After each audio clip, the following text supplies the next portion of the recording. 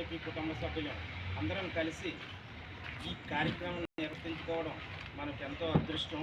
ఎందుకంటే ఎంతోమంది సమాజంలో ఉన్నారు, వాళ్ళందరూ కూడా ఈ కార్యక్రమం చేయలేదు. కానీ మనకి ఈరోజు ఇలా మనం ఆనందంగా తిరుగుతున్నామన్నా, హ్యాపీగా ఉంటున్నామన్నా, భారతదేశ ఫలాలు అందుతున్నాయన్నా ఈ కార్యక్రమం ఈ మహానుభావుడు మొదలుపెట్టి మనకి ఆయన పార్లు వెళ్ళి ఇక్కడ మన దేశంలో కాకుండా పై దేశం వెళ్ళి అక్కడ మిలిటరీని తయారు చేశాడు. తయారు చేసి అక్కడి నుంచి మనకి ఈ అటాక్ చేయడం మొదలుపెట్టాడు. చేసిన తర్వాత బ్రిటిష్ వాళ్ళు గడగడలాడారు, ఇదేమిటి ఎక్కడ కనపడటం లేదు, ఇలా తయారు చేశాడని చెప్పేసి వాళ్ళందరూ ఆశ్చర్యపడిపోయి మన భారతదేశానికి ఎంతో సైన్యాన్ని తయారు చేసి రాత్రి పగళ్ళు ఆయన ఎన్ని కష్టాలు పడ్డాడో ఎవరికీ తెలియదు. ఈరోజు మనం ఊపిరి పీలుస్తున్నామంటే ఆ మహానుభావుడి దయ.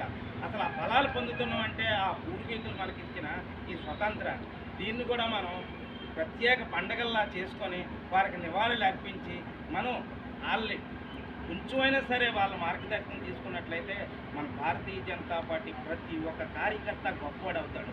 ప్రతి ఒక్కరికి కూడా ఎన్నో దివ్య ఫలాలు అందేటట్టు రాబోయే రోజుల్లో భారతీయ జనతా పార్టీ చేయడానికి సిద్ధంగా ఉంది. దానికి మనం కూడా సిద్ధంగా ఉండాలి.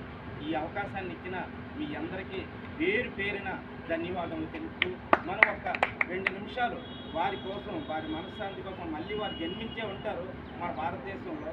రాబోయే రోజుల్లో ఎక్కడో మళ్ళీ ఆయన విజృంభిస్తారు.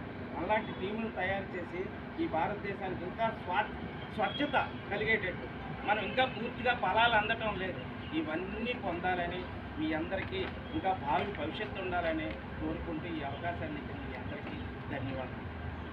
నమస్కారం, అందరికీ నమస్కారం.